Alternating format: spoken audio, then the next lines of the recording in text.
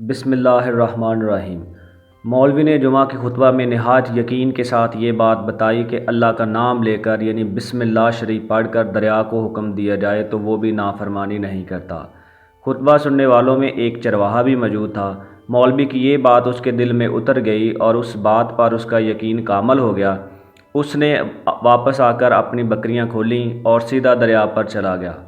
اونچی آواز سے بسم اللہ الرحمن الرحیم پڑھا اور دریا کو کہا وہ اپنی بکریاں چروانے کے لیے دوسرے پار جانا چاہتا ہے، اور اسے کہا کہ مجھے اپنے اوپر سے گزرنے دے۔ یہ کہہ کر اس نے اپنی بکریاں کو لیا اور دریا پر چلتا ہوا دریا پار کر گیا۔ دریا کے دوسری طرف کا علاقہ گھاس سے بھرا ہوا تھا، درختوں کے پتے بھی سلامت تھے کیونکہ کسی کو یہاں تک آنے کی رسائی نہیں تھی۔ اس نے خوب اچھی طرح اپنی بکریوں کو سیر کروایا اور واپس لوٹ آیا۔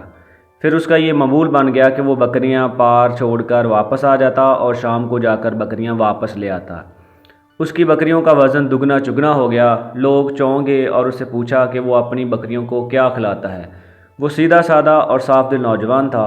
اس نے صاف صاف بات بتا دی کہ جناب میں تو بسم اللہ الرحمن الرحیم پڑھ کر دریا پر چل کر اپنی بکریاں دوسری طرف چروانے لے جاتا ہوں۔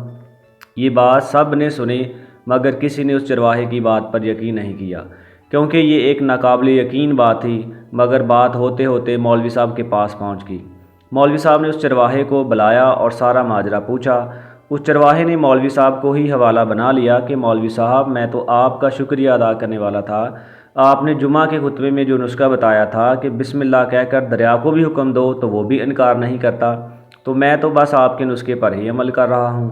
مولوی صاحب حیرت سے اس کے چہرے کو دیکھتے رہے۔ مولوی صاحب نے کہا بھائی صاحب ایسی باتیں تو ہم ہر جمعہ میں کرتے ہیں، فقط ان کا مقصد لوگوں کو ایمان بنانا ہے۔ آخرکار مولوی صاحب نے صبح خود یہ تجربہ کرنے کی ٹھانی، جسے دیکھنے چرواہے سمیت پورا علاقہ بھی آ گیا۔ مجمع زیادہ تھا۔ مولوی صاحب نے ایک دو بار سوچا کہ انکار کر دوں کہ کہیں ڈوب نہ جاؤں۔ آخرکار مولوی صاحب نے اپنے ڈر کو دور کرنے کے لیے ایک رسا منگوایا۔